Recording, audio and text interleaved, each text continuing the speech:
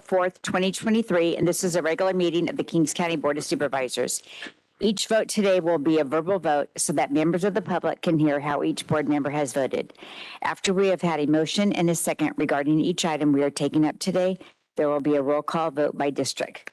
Madam Clerk, will you please call the roll? Joe Nevs. Here. Richard Valley. Here. Doug Verboon. Here. Rusty Robinson. Here. Richard Fagundes. Here. Thank you, Madam Clerk. Next up is the invocation from Pastor Arthur Fox from New Hope Orthodox Presbyterian Church. Morning, Pastor. Good morning. It's good to be here. 4 brief truths. First, God is a spirit, infinite, eternal, and unchangeable in his being, wisdom, power, holiness, justice, goodness, and truth. 2, this God created the world in 6 days, perfect, spotless. 3rd, he created man, perfect, spotless, sinless. But man fell, disobeying God by eating the fruit of the tree of the knowledge of good and evil. 4th, a bonus. Christ Jesus, the Son of God, became man to save man from his sin by his perfect life of obedience and his perfect death on the cross to pay for their sin. And the bonus, anyone who believes in this Christ will be saved and be with him forever in heaven, perfect and blameless. Let's pray. Almighty God, we give you thanks for these servants of yours who serve our community so well. We pray your blessing upon them, that they would have good discussion, make good decisions, and be guided. We pray that we would be respectful of them at all times and keep them in prayer. We pray, our God, your blessing on this community of Hanford, your comfort for those who've lost loved ones to violence. And we pray, oh God, that you bring our nation to peace again, spread the word of the gospel throughout the land, and bring us to order again, and end this time of despair and worry. Oh God, give wisdom now to these men as they serve you. In Jesus' name, amen. And we see we have a new acting CAO, Kyria Martinez, at the chair today. Kyria, will you mind leading us in the Pledge of Allegiance?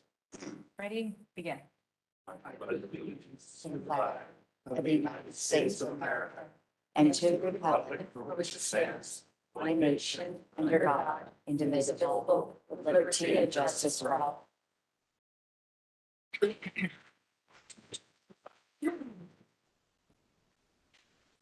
Okay. Next up is, thank you, Pastor. Next item is unscheduled appearances. Any person may directly address the board at this time on any item on the agenda, on any other items of interest to the public that is within the subject matter jurisdiction of the board. Madam Clerk, you want to take any speaker cards first, then we'll go to people in the chambers and then those who might be online. Perfect. I have no written correspondence, and the first speaker card is Carolyn Least.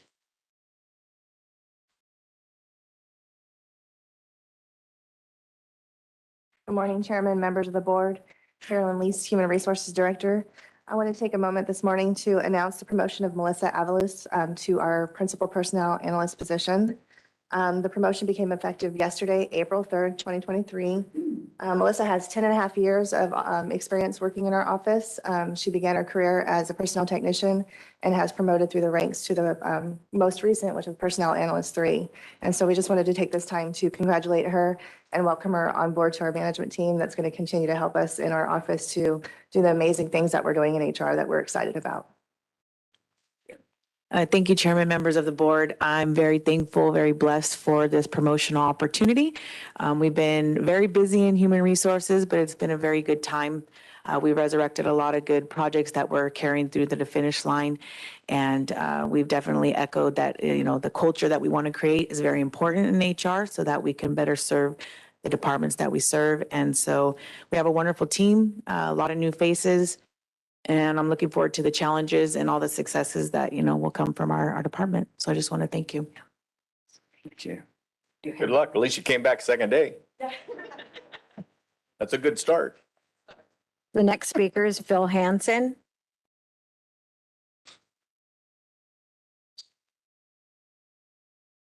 Morning, sir. Good morning, Chair and Board. Um, the 749 West area is again getting full, reaching capacity. And we just want to, and we get the sense that Boswell will be happy for that, just to break the Loveless levee and flood an area that's not traditionally flooded in this order and is not the bottom of the lake. So we just wanted to reiterate that we think the bottom of the lake should flood first. Historically, the basin has been first, and then the Cousins and Brown, and all those are still dry. 1983, the basin was cut on January 24th. And then the Cousins on February 1st. And then another part of the Cousins on February 7th. And then the Brown on February 10th. The 749, March 3rd. And then the Loveless, March 25th. We realize it's potential that the Loveless could flood. But we have a problem with the order in which things are going. And there's also the town of Stratford's at risk potentially if that area goes. The longer water is put up against those weak levees, that could be a problem. There's also dairies in that area. And I also just urge you to ask Boswell why there's no elevations and colors on their map for the South Cousins, Brown, and South Basin. They have a nice map with great elevations and colors, and for some reason those aren't on there. Like, only thing I can imagine, it doesn't suit their narrative but anyway, but I appreciate your time. Thanks. Thank you. Thank you, sir. The next speaker is Mike Ornalis.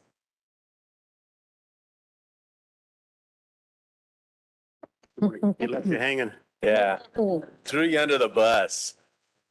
My name is Mike Ornelas. I'm the Vice President of the Firefighters Association. Today I'm here to recognize the outstanding efforts of one of our members, Dylan Vest, who played a key role in securing millions of dollars in funding, which will be discussed later in today's meeting.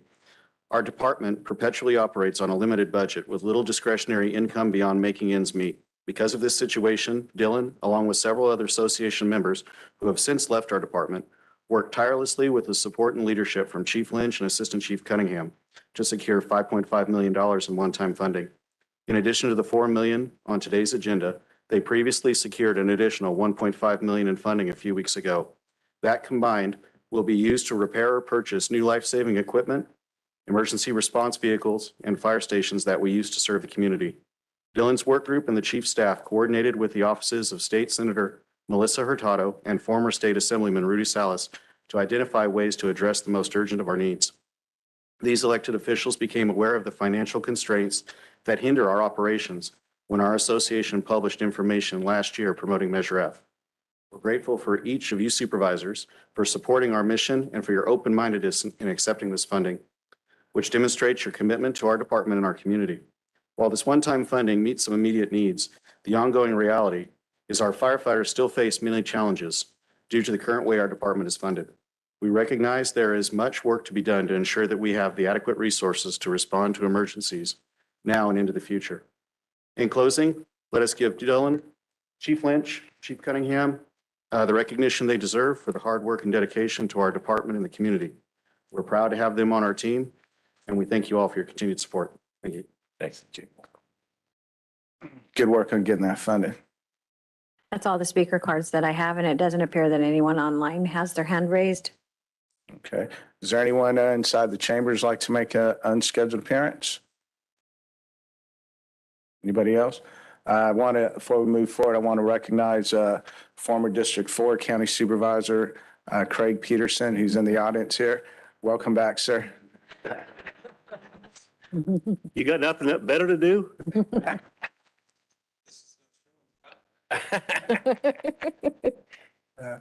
Before I move forward, yes, sir. Come on up.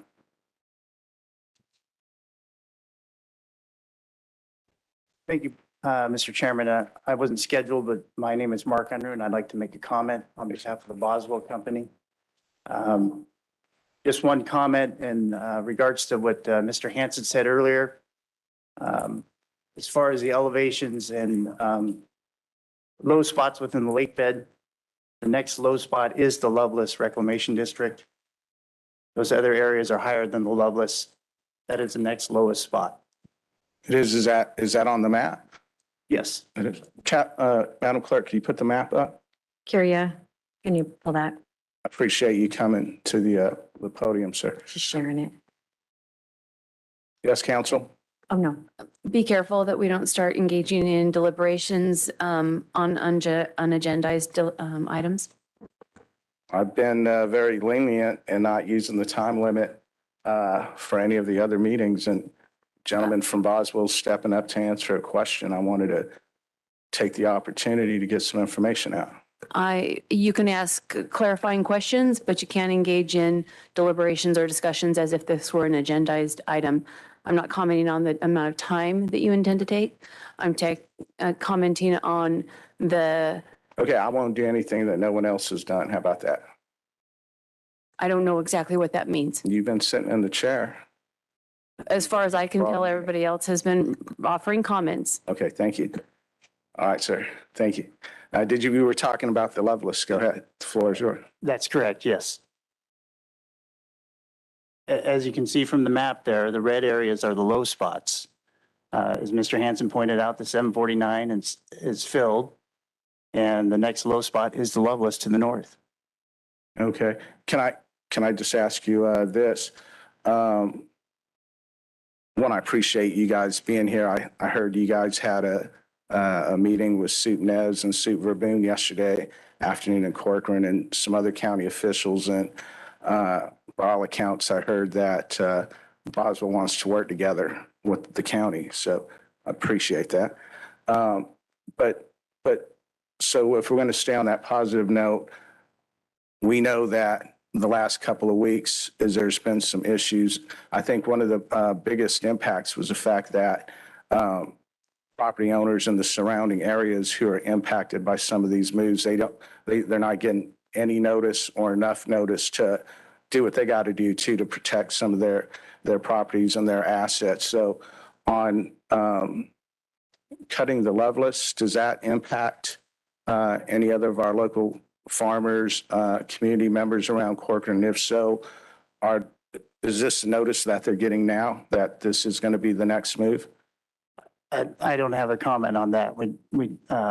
I'm just merely pointing out the fact that the next lowest spot is the Loveless. Okay. You're not confirming that the Loveless is going to be filled next? Well, I mean, if you look at the levees, the heights that are there now, that is the next lowest levee. As the water elevation comes up, if nothing is done, it will breach that levee and go into the Loveless. Okay. Can I ask you what's the next step after the Loveless then, based on your plan that sounds like you're sharing now with the county?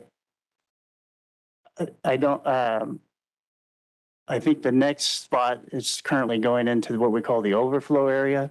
That's to the east of the 749 east. And that and the Loveless will continue to take water. Okay, sir. And then lastly, and if council's worried about my time, I'll yield my board member announcement time at the end of the agenda to you right now, because I appreciate you guys being here. The other talk that's just all over the newspaper, and I just don't know what to believe or not, because there's two sides to every story. Seems to be a concern about tomatoes being planted by Boswell, and I read the story yesterday, so did a lot of other people. Are you guys planting tomatoes right now? We are planting tomatoes, but what I would offer is, as far as we can tell, everything that was reported in that article is false. Location in particular, we are not planting tomatoes in areas that are currently being flooded or plan to be flooded. They're not planned to be flooded at all? The area that was described in that article, I think is, well, I know is in a completely different place than currently being planted. Do you plan to plant any crops after tomatoes? I don't know, have all the details on the crop plans at this moment. I asked that because I have a letter that was written by George Wurtzel last Tuesday a letter to all your Boswell employees. And it says, as of March 28th,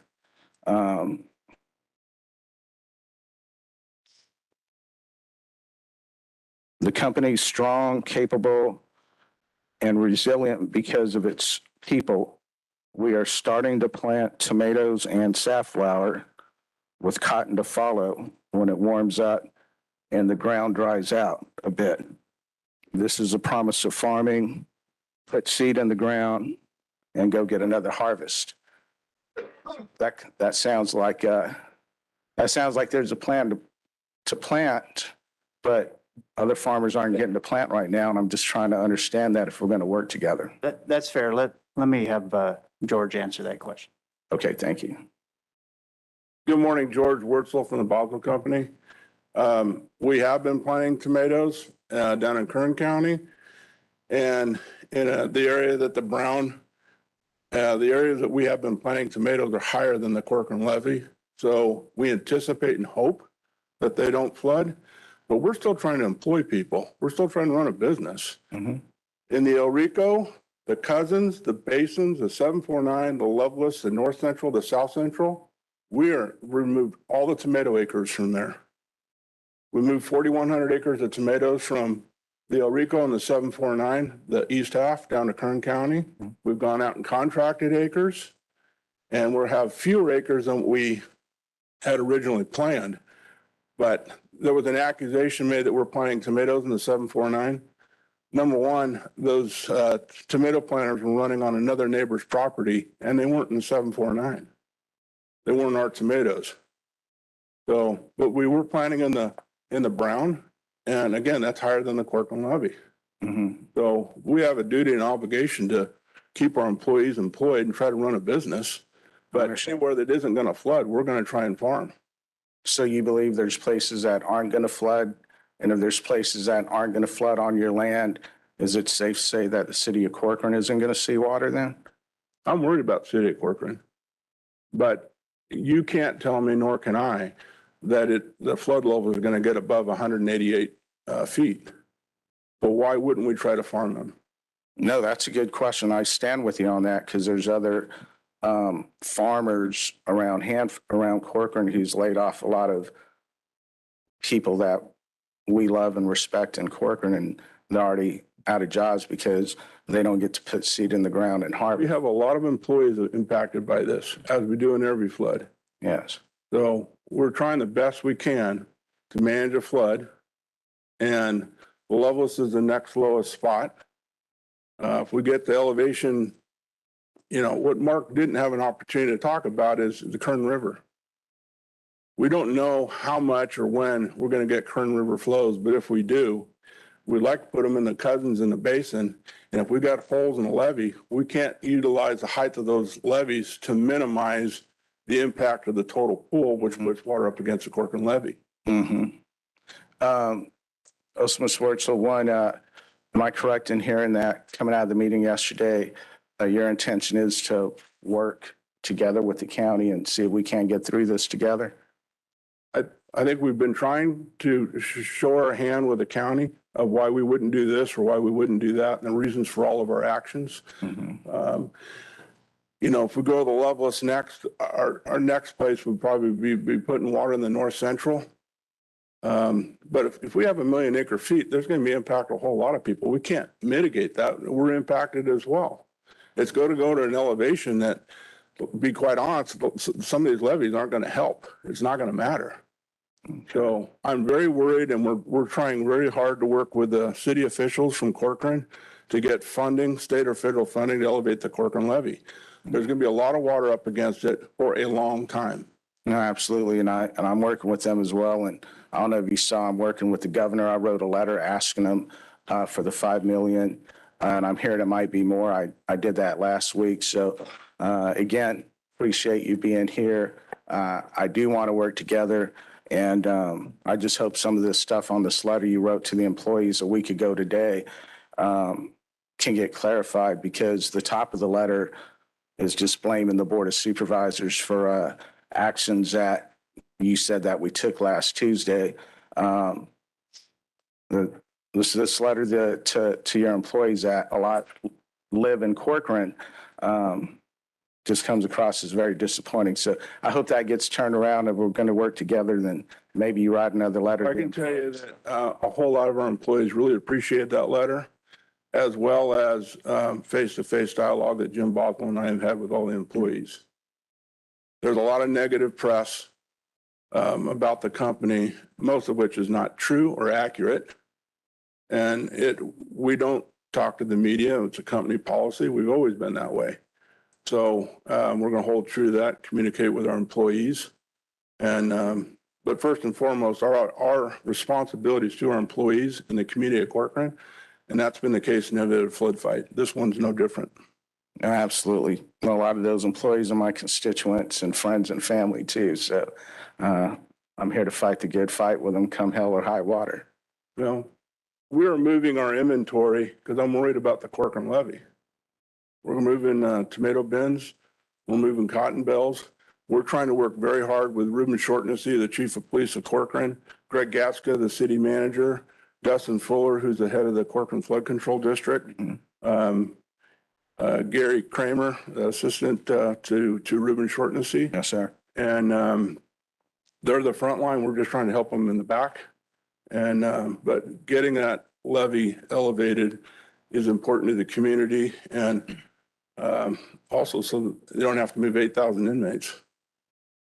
Last question is, if we're going to work together, is that you giving information to our county EOC so they could figure out a plan, or is that you wanting to share what you're going to do with the EOC and just move forward with that? Is it a two-way I conversation? think we're working together. I mean, I think a lot of folks in the EOC have never fought a flood before.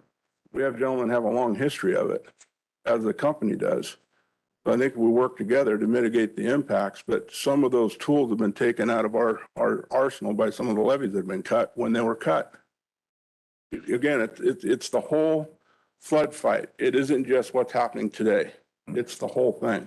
Absolutely. Well, thanks, sir. I feel better that we're being a little bit more transparent, and I hope we as a whole could be more transparent moving forward, because I just hate seeing farmers and families having to react on the spot. Like, I get phone calls, hey, I'm living in a mobile home. I've been parked behind a beauty shop in Corcoran for the last 10 days.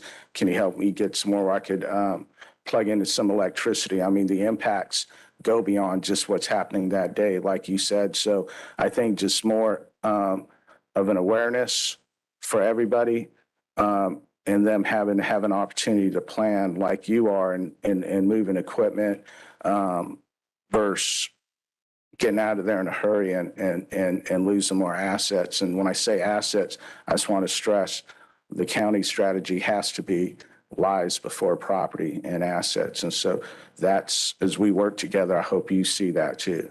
Absolutely. And on the Loveless, I'm not promoting cutting a levee, but I am, and I'm not promoting letting the water go over the top, because you lose control of the flood fight when you do that. You lose control of the buckets. What I do propose is that Hamptons moves the dirt out behind the gates so we can use the gates. I understand they're trying to get the weed out. I don't blame them for doing that. But here pretty quick, so we don't lose control of that levee, it'd be nice to use those gates to flood the Loveless, where we have 3,505 acres, and I think they have I don't know the exact number they have, but they have a couple thousand. It impacts both of us, but it is a low spot. Okay. So, Thank you, all right. Mr. Wurzel. Thank you. Appreciate you. Thank you. Anybody else? Okay, let's move forward.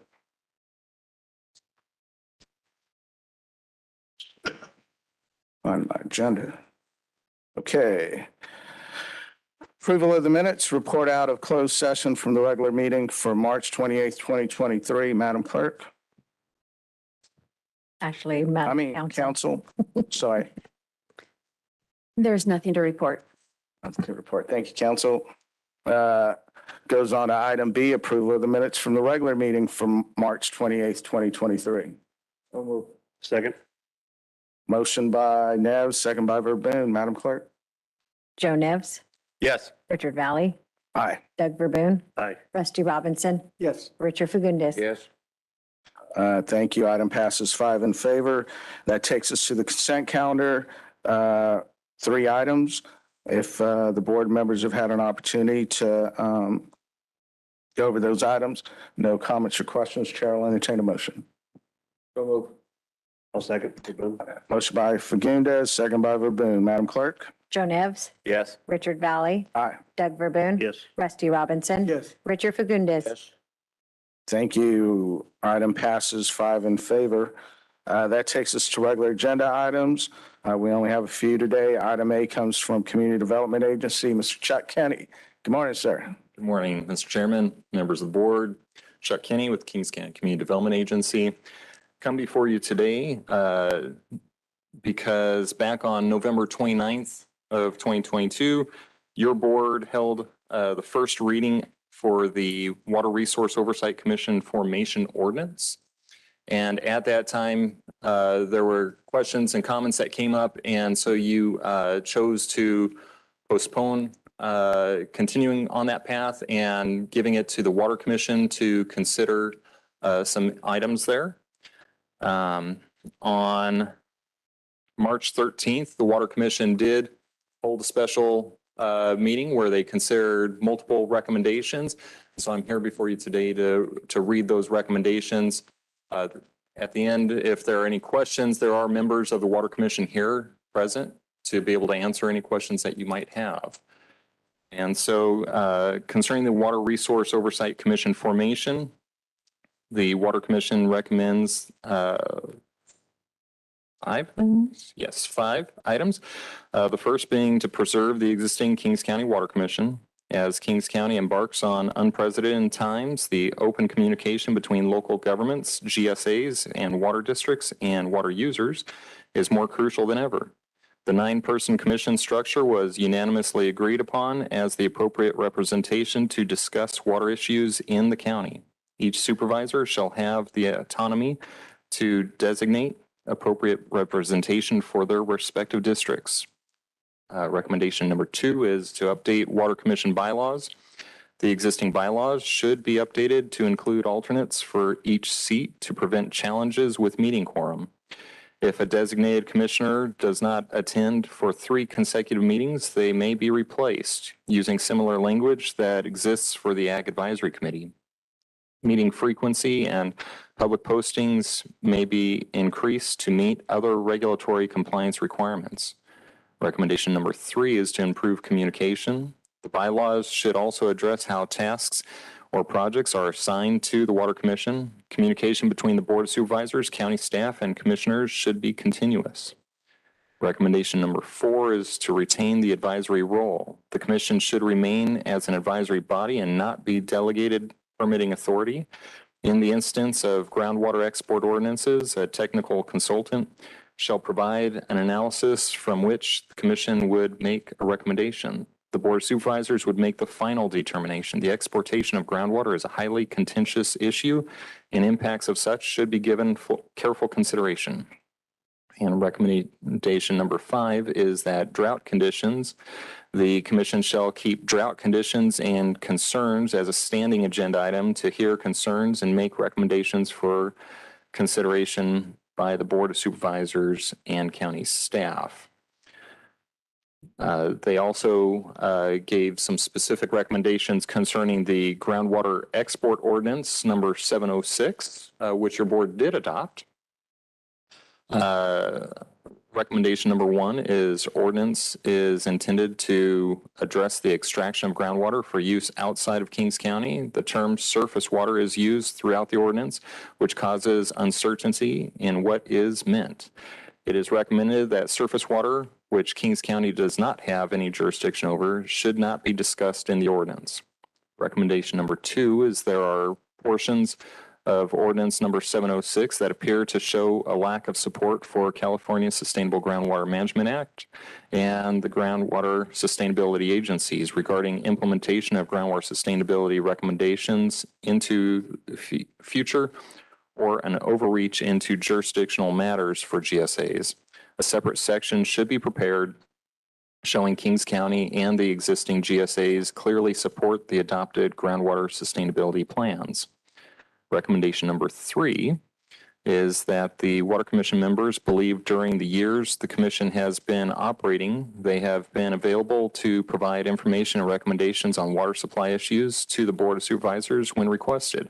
Most members, or a majority of prior and current members, have knowledge and working background with water districts, private water suppliers, and groundwater wells. The recommendation is the Board of Supervisors requests the Commission develop a revised draft groundwater export ordinance with recommended changes to the ordinance in coordination with the GSAs in Kings County. Recommendation number 4 is a 4-part. For examples of prohibited export, number 1 is a well-funded agency, individual, corporation, or endowment from outside Kings County buys or leases historically developed properties inside Kings County.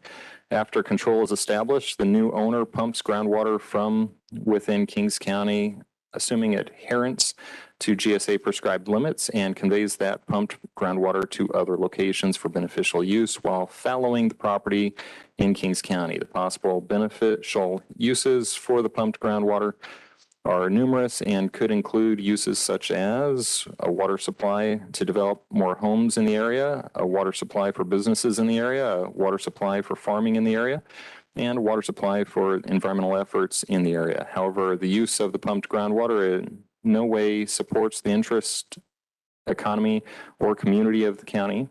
Land that used to be developed and active would be fallowed and retired, and the taxes and local businesses involvement associated with the previously active lands are lost, making the area less viable. Second example of prohibited use would be a landowner who has a ranch in Kings County, but also has a separate ranch in another county, desires to fallow some or all of their land in Kings County and pump groundwater from the Kings County property and convey it for use on their land in another county. This might be done to comply with SGMA groundwater pumping restrictions in the other county, but the outcome of the act is that land in Kings County is fallowed and groundwater pumped in Kings County does not support the interests, economy, or community of Kings County. Land that used to be developed and active is fallowed or retired, and taxes and local business involvement associated with the previously active lands are lost, making the area less viable. The third example of prohibited uses would be a landowner who has a ranch in Kings County with access to a certain groundwater aquifer, but also has land outside the county in an area that does not have productive or good quality groundwater, will also be limited. In this case, if the land in Kings County is fallowed and pumped so that groundwater can be used in the area that does not have productive or good quality groundwater, the correlative groundwater rights of the groundwater users in Kings County are being negatively impacted to make lands with marginal or non-existent groundwater viable. Also, land that used to be developed and active is fallowed, retired, and the taxes and local business investment associated with the previously active lands are lost. The fourth example of prohibited use would be a landowner who has a ranch in Kings County and pumps more groundwater than is needed for the landowner's beneficial use in Kings County should also be limited. This would be the situation where a landowner pumps their well to irrigate a crop, but then also continues pumping and conveys exports to pumped groundwater for use miles beyond the ranch or to a property outside the county. It was a situation that was observed during the 2012-2016 drought, especially along the California Aqueduct, the Frank Kern Canal, and the Delta Mendota Canal, that led to significant subsidence that continues to be extremely costly to address. It is understood that now this likely would be in violation of local GSA pumping limits, but the county wishes to make clear that this would also not be allowed under this ordinance. The negative impacts of overpumping would be locally experienced and impact neighbor groundwater levels. The overpumped groundwater would not support the interests, economy, or community of the county. And then they provided 2 examples of exceptions. The first one There are many landowners along the county boundary that own property both sides of, both inside and out of the county. If the properties can reasonably be viewed as one ranch or operational unit, and the amounts pumped are only being used on the same properties, then groundwater use on these properties should not be limited by this ordinance. And the second exemption or exception would be groundwater recovery from intentional recharge of surface water is not subject to the county's export ordinance. The parties are recharging surface water for a later recovery. And those are the recommendations that the Water Commission wanted to provide to your board. I know it's a little long, I apologize, but I wanted to put it all in the record for you and read it. And if there are any questions, we do have members from the Water Commission to be able to try and explain any of those. Want to thank you. Yeah, when I was reading that over the weekend, it takes on a different tone when we're not in a drought situation than where we're at today. And then, yeah, also next time, put that on some PowerPoint slides and make it a little bit exciting on there. So, yeah. I'll try and make it exciting next time. All right, sir. Floor is open to the board members. I know there's a lot of discussion on it, and Yeah, I was fine in my office. It says you want to ruin a good idea, take it to a meeting, and apparently we've done that. A couple of things here. It says we're not working with supporting the Groundwater Sustainability Management Act. And I don't know how, when we left they have full control of their GSAs. We have no control over it. We just ask that the rules follow. When you pump water out of the ground, it meets the criteria of the GSAs. So how are we not working with them? The GSAs are the ones not coming together, not us. As far as surface water, my purpose of putting surface water in it was the fact that last summer we had 9 weeks of irrigation. And there's areas in the county that have 0 weeks of water run in their area. And I had a neighbor, small farmer, no big deal. He chose not to utilize his surface water allocation for those 9 weeks. He pumped groundwater instead of. To me, that was an insult to people that don't have access to surface water. So how in the hell does that work out in your 6 months of deliberation with the Water Commission? I mean, I'm not trying to control someone's surface water right because it's personal property right. I have no control over it. But if you have access to it and choose not to use it, you shouldn't get the pump. You don't get to thumb your nose at the guys that don't have no access to surface water. And I use a friend of mine out there, I'm gonna use Tony DeGroose's name. He didn't have any surface water rights. So why I have a neighbor that chose not to use his water, that's kind of an insult. And that's my own purpose. It wasn't to tell someone that had rights to the Kings River that we can control it. I have no intention of that. So I would like to go back and revisit that at the same time. Your 4 examples, I don't know, they're really watered down. It would take me some time to go through each one and walk through it. I think it was kind of an insult to make someone go over on a weekend that they spent, probably yielded about 35 phone calls on water issues with flooding, and have to go over this at the same time. So I'm not going to vote on it today. I'm going to have to postpone it until we have time to review it under better circumstances.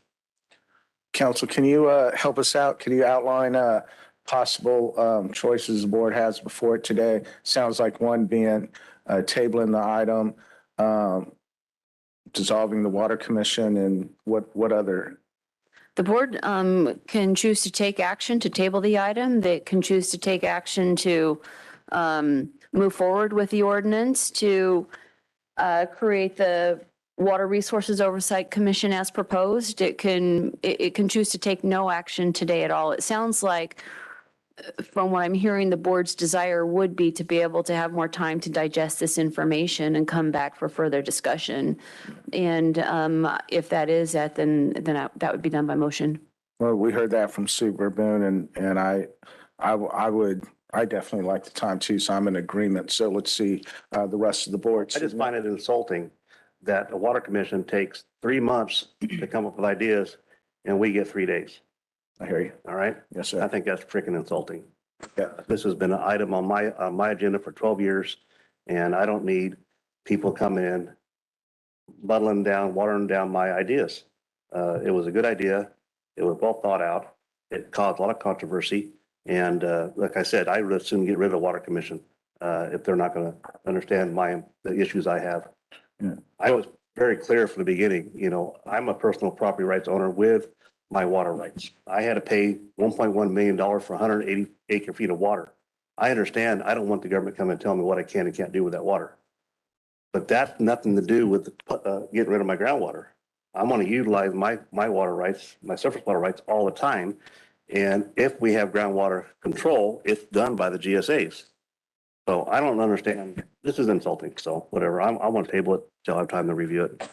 Okay, the comments taken, and your idea is now a county ordinance, I believe, on a 3-2 vote. So, Steve Neves, you got anything you want to add? I disagree. I think really the board You should don't get, have personal water. You don't own Let's, right. let's, Sacrifice your lifestyle to buy surface water. I fully understand that. okay, Steve Neves has the floor. We're good. We're good. Steve Neves? yeah, I think we need to just get together and as both the board and through the Water Commission and work through the issues.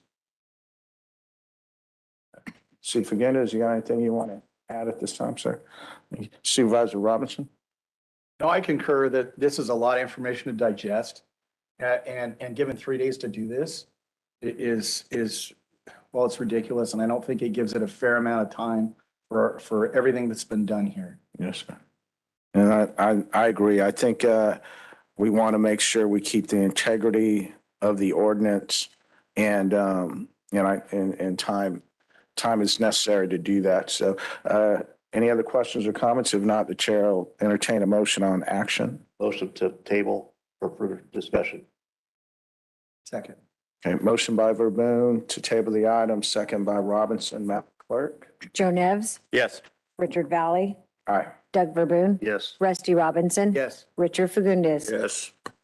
Okay, items tabled. Do you want to suggest a date? Are you looking for a date, council? I was just thinking we probably need to set a date for this to come back. Flood emergency. The one, if you're in a flood emergency, you're not worried about this. Our table's full. I mean, if you count the time I had to spend talking to residents that are going to get flooded this weekend, I had no time to concentrate on this, and you can't confuse the two. I get that. I just don't, September 1st. yeah. I don't want to kicked out too late because I don't want to be in this situation where the state is where in drought years, 10 years ago, we're screaming for water storage, you and I both. And state says, oh, we're in a drought. How can we think about creating water storage? And then here we are in wet years where we could have an opportunity to capture that water that we're blessed with, but also help alleviate any danger to communities and our farmers. So not too far out. I know, I understand not too far out, but you got to understand that when it turns to be 110 degrees and we have that snow melt, we're all going to be extremely busy. We're not going to have time to concentrate on this. Okay. Our minds are going to be are confused with the issues dealing with our constituents. I agree with you. And I think we'll be calmed down by September, hopefully, and we can concentrate on it. Okay. Staff's busy. Staff's working at the EOC right now. And we'll need to use staff to get the language down that we I might agree with one of these. I don't know. Okay. Right now, I don't. How about, would you be fine, third meeting in September, we get an item on the agenda to get updated By on September 1st, yeah. September 1? Yeah, but it gives us the whole month of August to digest it if we have time. Okay. Sounds like That gives us the same amount of time that the Water Commission had to come up with this. Point taken. sounds like the request is for the first board meeting in September? Correct. To And bring that it back date on would that be, date? that That's date would Labor be Day. September 12th. Oh. So The second meeting in first September. meeting. There's no meeting that on the session. 5th, so it'd be the 12th. Okay. Okay. All right. That works out. All right. Thanks for the dialogue on that item. We'll move forward to item B, which comes from the fire department. Good morning, Chief Lynch. How can I get one of those jackets? I like that I'm jacket. trying. They don't make these anymore, so we're having to try to find a different version of the same jacket. So All right. it is warm and we have needed it out there. So, good morning, Mr. Chairman, members of the board, Bill Lynch, Kings County Fire Department Fire Chief. Here this morning with two items before your board. The first one involves our governing body resolution for out-of-county response and reimbursement. Since 2015, the state of California has required your board to submit a governing body resolution that says we desire to be compensated from portal to portal. And what that means is not only do we get reimbursed for our time when we send people to state incidents on the scene, but also the travel time to and from the incident. During a recent response where we sent a heavy equipment operator down to San Bernardino County, excuse me, to be involved with the snow removal situation they had down there, it was discovered that our governing body resolution did not support the heavy equipment operator as a single resource to be compensated portal to portal. So this is just a cleanup item, submitting a new GBR to the Cal OES. And so I would suggest that we adopt the resolution identifying the terms and conditions of the fire department personnel response away from their official duty station and assign to an emergency incident. I'll be happy to answer any questions. Thank you, Chief. Any questions, comments from any board members? Seeing that, No comment, move approval. Second. motion by Verboen, second by Robinson. Madam Clerk? Joe Nevs, Yes. Richard Valley, Aye. Doug Verboen, Yes. Rusty Robinson, Yes. Richard Fagundes. Yes. Item passes 5 in favor. Thank you. Continue with second item, Chief. Thank you. Well, as I said previously with this same type of agenda item, this is uncharted territory for me. In 35 years, I've never had money delivered to the fire department in this case. So it's pretty emotional for me. I want to thank Local 3747 for all their hard work with this. This was a collaborative effort, but they did go the long haul to get this done. And so with that, I'm here this morning to talk about the acceptance of another $4 million from the state of California to the Kings County Fire Department on top of the 1.5 that we've already received previously. This is a pass-through funding, just as the original 1.5 was. It comes from Cal OES. There is a date that we have to spend this money, and it's within the next 2 years. And we have identified this money to help with our fire stations, remodeling, restructuring, doing some things to improve their capabilities and resources and responses. It also includes purchase of new equipment, life-saving equipment that makes a difference to the men and women in the county. We're talking about Hearst tools and positive pressure fans and the type of things that are high dollar items that, we have to one at a time. We're going to be able to purchase these things and completely outfit our apparatus and as well as make our stations ready for another 25 to 30 years of service, which I think is very important. So again, 3747, their help, everybody came together on this. When we stood there in the apparatus bay at Station 5, I mean, I was tingling and I'm tingling right now. I can't believe that we're actually getting this funding. So I'd be happy to answer any questions if you have, or otherwise I will recommend that we approve the acceptance of this pass-through funding from the California Office of Emergency Services, that you authorize me to sign the required documentation related to award funding, and that we adopt the budget change, which requires a 4/5 votes. And I would be happy to answer questions. Questions or comments? Move for approval. Motion by Fagundes. I'll second, and you'll see to it that you can see, get a jacket for Supervisor Valley. I'll give him mine if you. Probably want the name on it too. Hey, was that a second? Yes, that's second. Okay, before we go to roll, I just want to say too, just comment, it is a big deal. It's not easy to get money from the state. I also applaud the gentleman from the local that did those politics. There's a lot of behind the scenes. I'm aware of a lot of those conversations, and that is not easy to get there. I was there the last day of a session last year when it was Assemblymember Salas' last day in the chambers.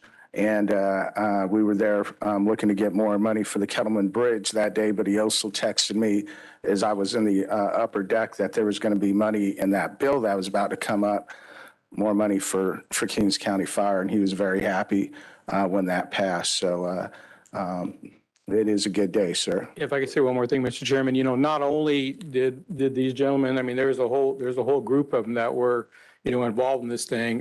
Captain Ornelas has been instrumental in getting us many many grants and types of things. But they did it not only as employees, but they did it as citizens of the community and realizing the needs. So I want to point that out also. No, for sure. And I'm sure they'll also recognize good staff too. Assemblymember Salas' staff, Damian Douglas, Elise Ramirez, being proactive and knowing the needs and coming to the meetings and working together. And that's just how things get done. And I hope we can continue that. There's different leadership up in the assembly now. And let's just see how those two representatives can continue to help fund, bring some money down. It's helpful. Yeah, So we have a motion by Fagundes, second by Verboen. Dylan, you gonna stand up? Yeah. We Good work. Good work. You left your buddy out, hang out to dry earlier, so. Good work, gentlemen. Good work. Madam Clerk, will you please call the roll? Joe Nevs. Yes. Richard Valley. Aye. Doug Verboen. Yes. Rusty Robinson. Yes. Richard Fagundes. Yes. Item passes 5 in favor. Thank you for your support. All right. That takes us to next item, C, comes from Human Services Agency. All right. Looks like we're going to consider a resolution of claim the month of April as Child Abuse Prevention Awareness Month. The floor is yours. Good morning, Chairman and members of the board. Monica Connor, Deputy Director for Kings County Human Services Agency. Also here with me today is Director of Hanford Chamber of Commerce, Anne-Marie Marple, along with other of our child abuse prevention partners. We are here today recommending for the board to adopt a resolution proclaiming April 2023 as Child Abuse Prevention Awareness Month for Kings County. April 1983 was first proclaimed Child Abuse Prevention Awareness Month by presidential proclamation. Since then, April has been a time to acknowledge the importance of families and communities working together to prevent child abuse. This is also a time to promote the social and emotional well-being of children and families. During the month of April and throughout the year, communities are encouraged to share child abuse and neglect prevention awareness strategies, activities, and promote prevention across the country. Adopting a resolution to proclaim the month of April 2023 as Child Abuse Prevention Awareness Month in Kings County will provide an opportunity for the board to honor local service providers, bring awareness, and show support for children and families. As a community, Kings County is creating ways to get involved in a meaningful way. Now I'm going to hand it off to Emery to tell us a little bit about some of the prevention activities. Thank you. Good morning, Board of Supervisors, Emery Marple. The following events in April are scheduled to raise awareness for the local community in the Kings County areas. First, we have Pinwheels for Prevention campaign. Pinwheels are the national symbol for child abuse awareness and will be displayed around the county. Yesterday, pinwheels have been posted all over the county to spread awareness, as well as a few city facilities lighting their offices with blue lights. Secondly, the Blue Ribbon campaign for National Child Abuse Prevention Month. A blue ribbon serves as a reminder to fight for protection of children. Trees at city facilities will be wrapped with a blue ribbon, and we encourage the community to wear blue on key days in April. Third, Kids Day event to walk from Hanford Civic Center to the Hanford Mall for a day of free family fun in honor of spreading awareness for child abuse prevention. The walk will start at 8 a.m. and free family events are held at the mall until 2 p.m. And last, the Lisa Project's 4th anniversary celebration is this Friday at 12:30 with Lisa Project tours following. Chairman and members of the board, that concludes our presentation, and I respectfully ask the board to adopt a resolution proclaiming April 2023 as Child Abuse Prevention Awareness Month for Kings County. Following your approval, we would like to commemorate the moment with a picture with our blue pinwheels. Thank you. All right, thank you. All right, we have a resolution in front of us. Any comments from the board? Special comment, I move approval. Thank you. Motion by Verboen, second by Robinson. Madam Clerk, will you please call the roll? Joe Nevs. Yes. Richard Valley. Aye. Doug Verboen. Yes. Rusty Robinson. Yes. Richard Fagundes. Yes. And they would like to come into the well and take a photo with the board. All right.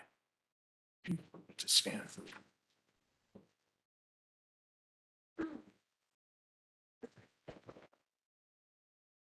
Man, those things were flying yesterday. Boy, I'll tell you. They were busy. Or at Christmas. Yeah, they were there yesterday. All right, yeah. Thank you. Thank your bicycle, you're right around that track. Not that, not that.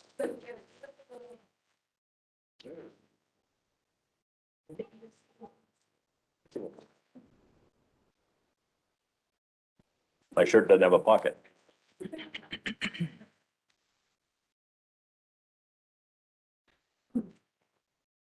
little bit more wind in here. Oh. Someone turn on some fans and blow them. Yeah. Plenty of hot air anyways.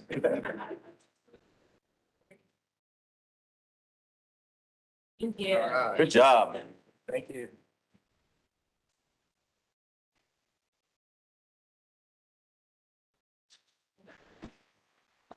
All right. That takes us to item D, Public Health Department. We have another resolution coming up.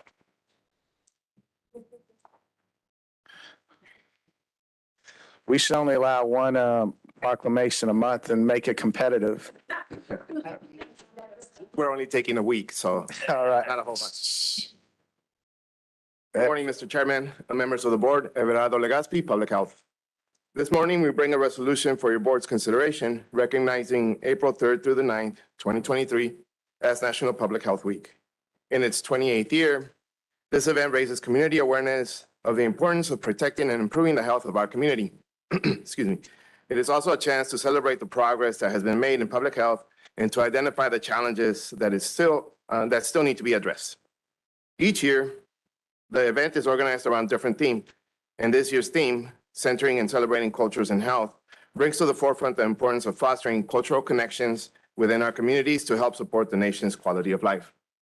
Additionally, there are daily themes during the week, which are Monday, community, Tuesday, violence prevention, Wednesday, reproductive and sexual health, Thursday is mental health, Friday is rural health, Saturday is accessibility, and Sunday is food and nutrition.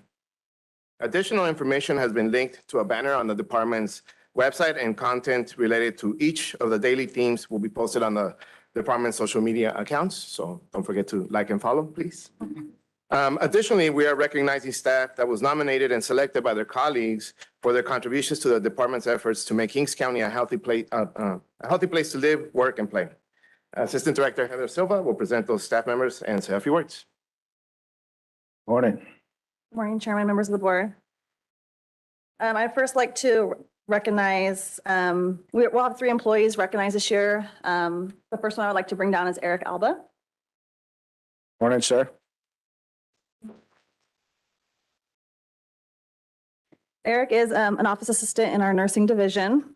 He's currently involved in multiple public health programs, including oral health, children's medical services, COVID-19 services, maternal, child, and adolescent health, as well as provides assistance to our front reception area when coverage is needed.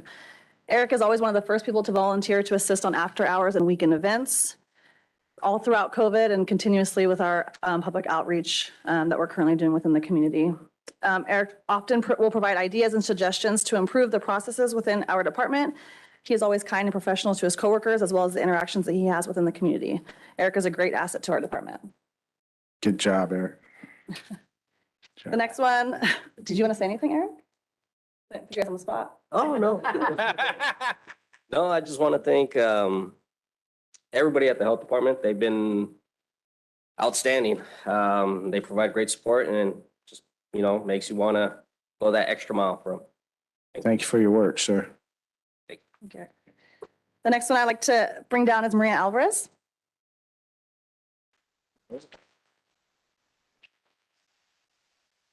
Maria is our medical biller within our fiscal division.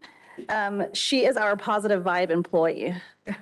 So everyone that comes in contact with Maria walks away feeling more positive and valued. She is so good at highlighting the strengths in her fellow coworkers and goes above and beyond to make everyone feel welcomed and happy. Since Maria has been with our department, she has made huge improvements with our medical billing procedures and continues to work diligently behind the scenes. Maria will be the first one out in the lobby assisting a patient if there are ever any concerns or issues with their medical insurance. She is quick to put the patient at ease with her calm demeanor and positive energy. We are grateful to have Maria in our public health department. All right. Thank you, Maria. Would you like to say something? I just want to say thank you. I appreciate it. Thank you. We have a positive vibes man too. That's super, Ben. Here to lighten the mood. So next one is Nicholas Montoya. He is a program manager over our ELC program, which is the Epidemiological Laboratory Capacity Grant, as well as oversees our health education unit. He has brought multiple partnerships and community collaborations into our department, which has helped promote healthy living and brings awareness to the community of Kings County through community events, health fairs, and other ways of community outreach. He also oversees the infection prevention team, who has been responsible for educating our skilled nursing facilities and assisted living homes with the correct protocols to follow in order to keep the most vulnerable safe. Nicholas has done a great job in establishing a Kings County public health presence within our community. He currently resides outside of Kings County, but he treats Kings County as his home. We're appreciative of the great work that Nicholas has done and continues to do for our department and the residents of Kings County. Thank you, Nicholas. Actually, my family is from Corcoran originally, so I right. do take that. It's a privilege to serve the residents of Kings County and to fight the good fight. Thanks, sir.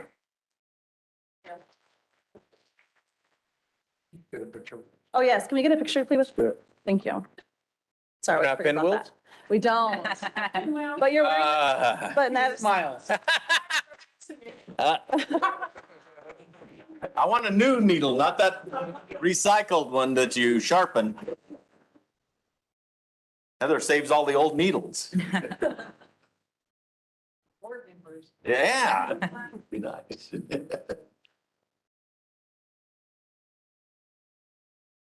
Especially that square needle. Where'd you get that one? Gee, that one hurt. Thanks. Ah. Mr. Chairman, if we can get a vote for that proclamation. Okay. Anyone like to make a motion? So move. Motion by Fagundes, second by Verboen. Madam Clerk, will you please call the roll? Joe Nevs. Yes. Richard Valley. Aye. Doug Verboen. Yes. Rusty Robinson. Yes. Richard Fagundes. Item passes 5 in favor. Thank you. Item E comes from Human Resources. We have 2 items there. Let's take up item 1. Yes. Good morning, Chairman, members of the board. Carolyn Least, Human Resources Director. The first item is regarding the acting Chief Probation Officer. The Chief Probation Officer position was vacated on Friday, March 10th, 2023. On Tuesday, March 7th, 2023, County Council reported out of closed session that the board appointed Leonard Baker as acting Chief Probation Officer effective March 10th, 2023. Leonard Baker was the Deputy Chief Probation Officer prior to this appointment. Compensation needs to be formally set in open session as the position is an appointed position by the Board of Supervisors. This process was not completed, therefore the request is coming to your board for recommendation to set the salary for Leonard Baker as acting Chief Probation Officer at $11,000 monthly, retroactively effective March 10th, 2023. If you have any questions, I'd be happy to answer them. I think out of respect for former Supervisor Craig Peterson, who was against anything retroactive, right? We should table these raises. No. Thank you. Okay. No question or comments. I'll move as presented. Second. Motion by Verboen, second by Robinson. Madam Clerk. Joe Nevs. Yes. Richard Valley. Aye. Doug Verboen. Yes. Rusty Robinson. Yes. Richard Fagundes. Yes. Item 2. Thank you. The second item is regarding the acting County Administrative Officer. The County Administrative Officer position was vacated on March 31st, 2023. On Tuesday, March 28th, 2023, County Council reported out of closed session that the board appointed Maria Martinez as acting County Administrative Officer effective April 1st, 2023. Kyria Martinez was the Assistant County Administrative Officer prior to this appointment. Compensation is required to be formally set in open session as the position is an appointed position by the Board of Supervisors. It is recommended to set the salary for Kyria Martinez as acting County Administrative Officer at $14,000 monthly, effective April 1st, 2023. And if you have any questions, I'd be happy to answer them. I have one question. So we just did the probation officers at 9%. And we're doing Ms. Martinez at, or CAOs as 5%. Can you explain the difference? So my understanding is that for the probation officer, that one is at 11,000 to 15,000 monthly. And so it was the bottom of the range for 11,000 for that one. So that would have been the minimum of 9%. And then for the CAO, the bottom of the band is 14,000. So again, the 5% would be from where she's currently at assistant. Okay. So both were placed at the bottom of the band as acting. I can explain further. It's been the practice of the county to, when they appoint somebody to an interim acting position, to place them in that position at the bottom of the salary band for that position. It just means that as the math calculated out, those were the different percentages, but the rule or the consistency in practice comes from placing that position, that person at the bottom of the salary band for their position while they're acting or interim. Just didn't want anybody to think that we're doing it because we have male, female. Right. Okay. Yeah, no, I know, we have these discussions in closed session, but then they got to come out to a public session. And, we've been careful about situations like this, but, I'm for whatever Mr. Hill was getting paid to do the job of CAO. That's what I believe that, Kyria Martinez should be paid as well. It's the same. It is the same job, because you don't want to get questioned on why is a woman getting paid less for doing the same job that a man was doing. And so I'm happy to entertain that conversation. You can set the compensation in open session. This is where it must be set, and you can have whatever discussion on that point that you feel is necessary to set the compensation. I've explained what the historical practice has been, but your board has the full discretion to set compensation within that salary band. It's an important job. We want to make sure that we don't lose Kyria either. We're lucky that we had someone ready to go and keep moving. So I don't know, what's the board's wish? It's open discussion. I'll make a motion to approve salary schedule equal to past CAO to the acting CAO now until we go through the process of picking and choosing. Thank you. Time she goes down to, if she gets a job, she keeps it. If doesn't, she goes back to her old job. Thank you. And I'd like to second that motion. Would you Any like me discussion? to? Yeah, just a comment, because you have a number of responsibilities, and so thank you for stepping up. I mean, particularly your role in the EOC, et cetera. So, yeah, I think it's appropriate at this time. Would you like me to provide that monthly salary? So it's open session? Yes. All right, so the current salary, or the salary that Edward Hill was at before leaving, was $17,682 monthly. Okay. And retro, the motion's still to include the retro back April 1? No, because she just started today. Oh, yeah, April 1. Yeah, sorry. And I don't think Ed really did any work on Friday, March 31st, so we might as well roll it back one more day. No, that's okay. Okay, so. Why was that day different from any other day? And I think if you're going to deviate from policy, you should do it for Leonard as well then, because that he is going to step in, and it's a man taking a woman's job on that case. So if you're going to do that, you probably should do it equally on both positions if we're going to deviate from the past practice. I'm good with that. Okay, thank you. Council, how can we work our way through that? Keep us in line? Let me work through this. We did have a vote already on the prior action, right? Correct. And we have a motion and a second on this one. This one hasn't been completed. Let's take it methodically. Let's handle this one and just do the motion for Ms. Martinez's salary. Then we can go back and address and correct the vote from before. We can do retro. We do it all the time. Thank you, council. So, okay. And on the agenda, the Martinez one was the second item. Right. You look at the agenda. Yes, but there's already been an action on the first one, so I propose We'll take to. finish the agenda item that we're on right now, and then we'll readdress the first item. Okay. So there's a motion by Verboen, second by Valley. Madam Clerk, will you please call the roll? Joe Nevs. Yes. Richard Valley. Aye. Doug Verboen. Yes. Rusty Robinson. Yes. Richard Fagundes. Yes. Item passes 5 in favor. Is there I'd like to change the motion on the previous agenda item that talked to the chief probation officer and give him equal to pay as outgoing probation officer had. Okay, that's item E1. Madam, Council, you fine with us taking up E1 back again? Yes, I am, but let me clarify perhaps a motion for you encompassing that. I propose as a motion that you revoke, the board votes to revoke its prior decision and to decide newly to appoint Chief Leonard Baker and to pay him compensation at the rate equal to the There's one prior. or two. So it's two components. One, you're revoking. I make a motion to revoke a previous item for Chief Probation Officer's salary schedule. Is there a second? I'll second it. Okay, And before you vote, would you like me to give you the amount for that one as well? yes. Okay, the amount. We got to vote for it first, right? No, hold on. Give Let us, us finish give us this. the amount, so Okay, sorry. make it public. So the amount is 12,999 monthly. Okay, discussion. We got a first and a second. Okay, that was a motion by Verboen, second by Robinson. Yeah. Council? Let me clarify what the motion was. Was it two parts or was it just to revoke? I thought you had just said revoke. Revoke, but then we went ahead. And then. Okay, so we're going to revoke the prior action. We are going to initiate a new action and motion for a new action to, for the salary as Carolyn just identified. Correct. You can do that in one motion. Okay. Okay.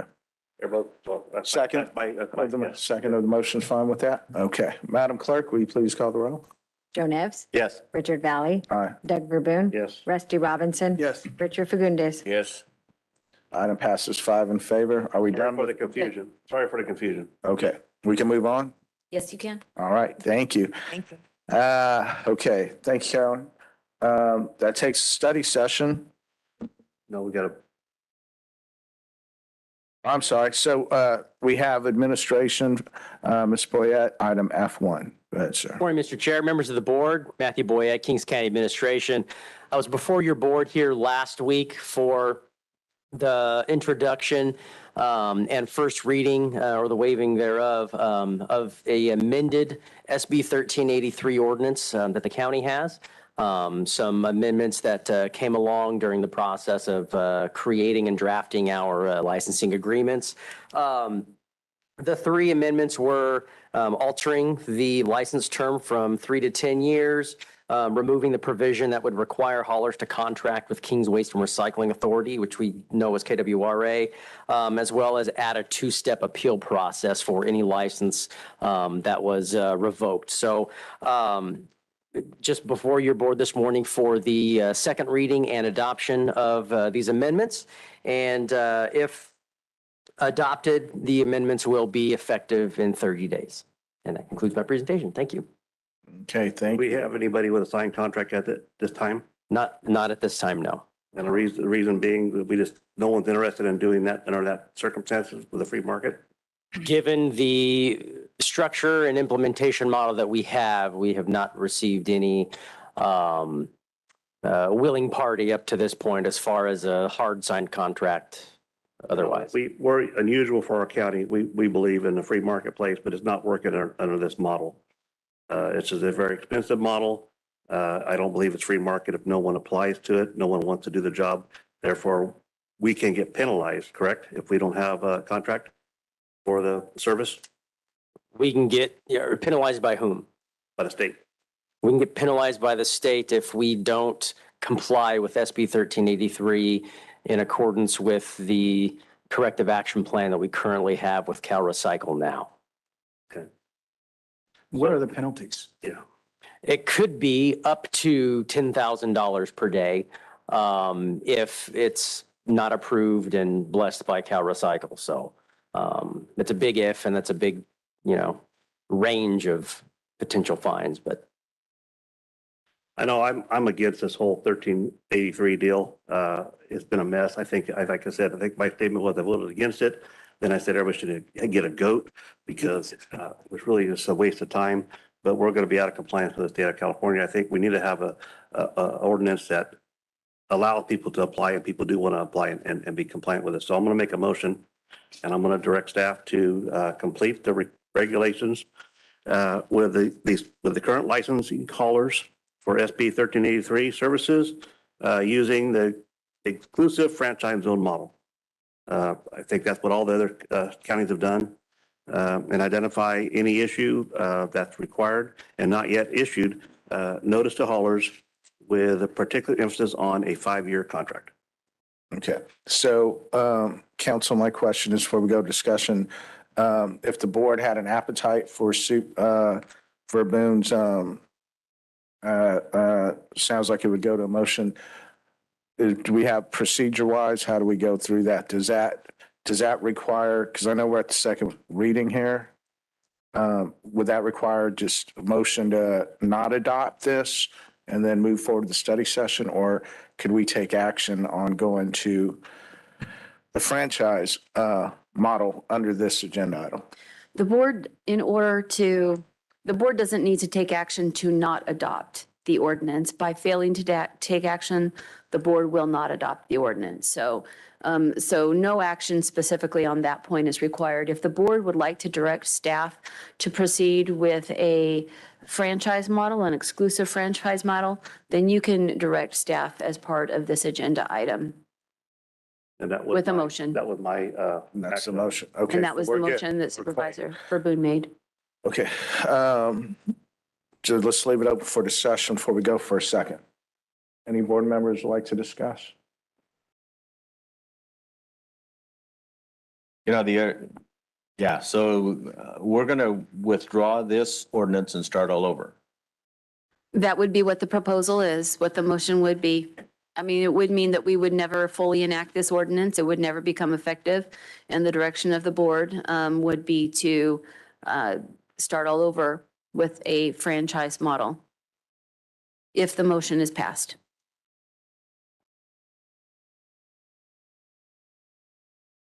It's going to be extremely difficult. Supervisors? Sue Robinson? You know, though I like to think of myself as a, laissez-faire capitalist, this just isn't practical in this case, in this market. The state, in its infinite wisdom, has imposed on our trash collectors a potential dire situation. Nobody wants to bid because it's too darned expensive. Just to clarify, one street with 3 haulers may have as many as 9 trucks on it of trash at one time. And not only is that completely inefficient, when the state mandates electric trash haulers, their fleets will double in size because of their capacity storage and the length of the charge. The vehicles currently cost almost $500,000. The electric vehicles will cost about $1 million each. Well, eventually that gets passed on to the consumer. So this is an exponential problem, multiple cans, that the state is making exponentially worse later on with the electric vehicles. I don't always side with the other 57 counties, but in this case, it seems to make more sense for us. It's the only way you're going to be able to get qualified companies to even want to compete here. When nobody wants to compete, you can call it what you want, but it's not a free market system. That's exactly why nobody wants to sign the agreement right now. See if there's anything else I have in closing. This one is a tricky one. This is not what you think. It's the free market system that discourages people from wanting to participate in a free market. So that's all I got. Thank you. Thank you, Supervisor Robinson. They're not going to allow the trucks to have diesel on 2024, 2025. So therefore you have new trucks that are electric that only haul half the amount of weight because of the weight of the battery takes up most of the weight of the truck. So that's correct. We're going to get more trucks on the road, even though they're going to charge people by vehicle miles traveled. We're going to travel more miles with twice the amount of trip because of the weight of the truck. So the government is jacked up, and I don't know how we should fight it. I don't want to be penalized by not being compliant or allowing someone to apply for the service. But I think that the franchise agreement is the best way to go on this item, even though it's against how I think.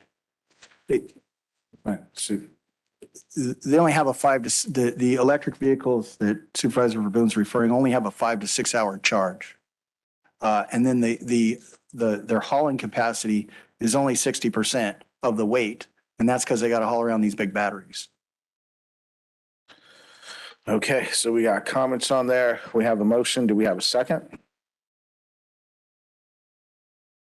Second by Robinson. And I'll just say this in closing too, in fairness to Ms. Boyette, he's just going down the road that we sent him on because we could have, you weren't here at the time, in fairness to you too. So I think this is an example of a governing body saying, hey, look, maybe we didn't get this one right. We've been open, we've been listening, and now we have an opportunity to right itself, which is rare.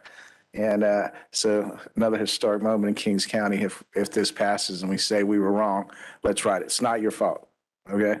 We gotta blame somebody. I think Greg voted franchise first time, so. Yeah, he made the motion, and I'm glad you're here today, sir. And, you know, and to justify, I admit I was wrong. I believe that we should be able to choose who we want to haul our trash. You do that again? You were what? I was wrong. It's just not working right now, so we need to be compliant, so whatever. We need a new governor, we need a new legislative staff, so. Carrie. I do want to point out that by doing this, so we would have to go back to Cal Recycle and request, and there could be some potential fines in the future. However, we take it back again and go back to the old way and tell them to F off. correct. Okay. So, and I want to thank staff, Matthew and the team, because they just spent a lot of countless hours to get us to today. So thank you. Yeah, they got paid for those hours. Yeah. Fine. All right. We're being compliant here by being confusing, but it's our way of life that we're trying to adjust because we think free market is the best way to go, but it's not working. So we're swallowing our pride and we're going back to go for a franchise agreement. Yeah. No one's going to sign this if this passed today. Right. Okay. Motion by Verboen, second by Robinson. Madam Clerk? Joe Nevs, No. Richard Valley, Aye. Doug Verboen, Yes. Rusty Robinson, Yes. Richard Fagundes. Yes. Item passes 4 in favor, 1 in opposition. Thank you. Okay, that takes us to You good? Clarifying question then, does that make the next item moot? Work on. Yeah. Okay. Sorry. Yeah. Thanks, Melissa. And waive the second reading. All right, thank you. Thank you. Go to work. Okay. Boom, boom. So we skip study session A, board member announcements. Let's go with Steve Knows. You ready, sir? Or you want me to come back to you? I can be just in a second. Okay, take your time. Thank you, Mr. Chair. Continue to be engaged with flooding issues at the Kings Waste and Recycling. We also held a meeting and reviewed all of the financial reports, tonnage, commodity sales. Also approved the purchase and installation of a new pit scale out there. It's about 25 years old and has reached the end of its useful life. Also discussed some of the rain damage that's on the closed landfills in both Corcoran and Hanford, and those repairs will be needed in the future. Cooked hot dogs for the Stratford Easter hunt on Saturday at the school grounds. It was kind of soggy, but I think they found all the eggs, and if not, the dogs found them the day after. So all the eggs got consumed one way or another. Attended the Ceremony Museum Ice Cream Social on Saturday as well. And then on Sunday, the Stratford Portuguese Fraternal Association or Society held a supreme visit with Juanita Pedroso that was present, and that's Supervisor Pedroso's aunt. And in Stratford, and combined Riverdale and Stratford councils held that combined visit and had a nice brunch and a nice time. With that, thank you, Mr. Chair. Thanks, Steve. Now, Superintendent. Yeah, so King's recycling meeting and also housing authority this last week. And then also we had the Knights of Columbus breakfast. And had a very good turnout on that. So with that, that's about all. Good work, sir. Good work, Superman. Traveled to Sacramento for a Valley Voice trip on transportation issues with seven other counties. Was there Tuesday night and Wednesday. Made it home Wednesday night late, and then did a lot of flood mitigation, or just discussed things with the flooding. And then Friday evening, Friday evening, I was invited to a get together out in the Island District and explain the flooding, what they to be expect in the future, with about 6, 7 residents out there. Saturday afternoon, I spoke at the Sheriff's Posse luncheon, talked about the flood in there as well. And it's amazing that, we're all part of it, but some of us don't want to admit that it's going to happen.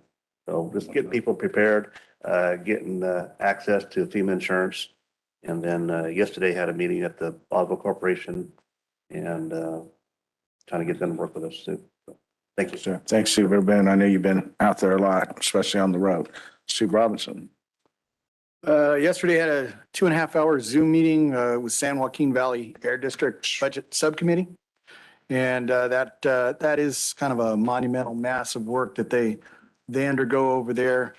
It's part of the reason why you can see the mountains. But the trick is to be able to see the mountains and not kill the businesses. And so they have to find that fine line. And so anyway, yesterday was just the beginning of the budget process. Good work, sir. And I'll just say also working, the flood concerns are also taking up a lot of time. Yesterday, though, I was able to spend probably about 80% of the day finally getting back to the Veterans Unveiling Ceremony, which just completely dropped all that work and planning that we started in January over the last 3 weeks with the flood issues coming up. So felt good to be able to get back on that. The Corcoran unveiling of their park, which was this past Saturday, City Manager Greg Gatskus said they had upwards of 3,500 people there. I got to believe we're going to have equal to that amount for the unveiling of this veteran ceremony, providing that it's safe to come to Corcoran. And I'm hopeful it is. And the rest of the week, I'll be in Clovis, working with Bakersfield veterans organizations, Clovis veteran organizations to promote the unveiling ceremony and to work on turnout, make sure veterans from around the valley are aware of this and that they're coming. Everyone here could help by sharing the word. Scott Howe has the new flyer that's no longer save the date. It's Saturday, April 29th on the flyer, start time at 10 a.m. And we're going to try to keep that program brief, speakers to 1 to 2 minutes. And get to the unveiling of the art of the statues. Paul and Tyler, the artists from Memphis, will be here on Monday, April 17th to start working. Them trucks will be pulling up with those statues, and they're going to get to work on erecting them and wiring them, and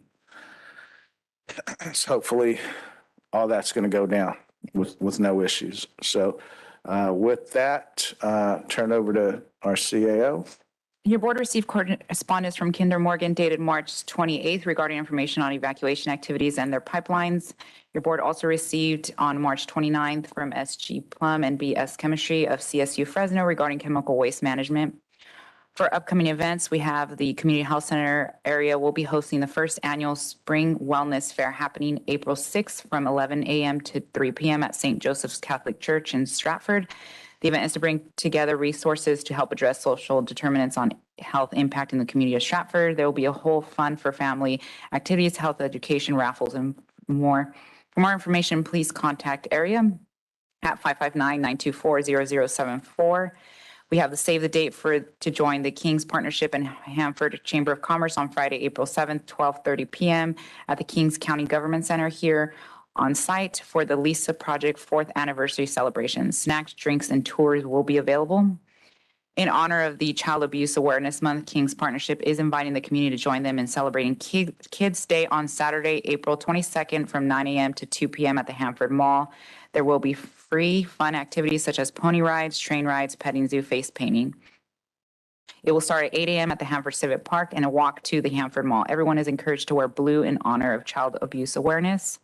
Corcoran Rotary will be hosting Jeremy Elvis Pierce and fundraiser benefiting the Corcoran Chamber of Commerce on Saturday, April 22nd at 5 p.m. in the gymnasium located at 900 Dairy Avenue in Corcoran.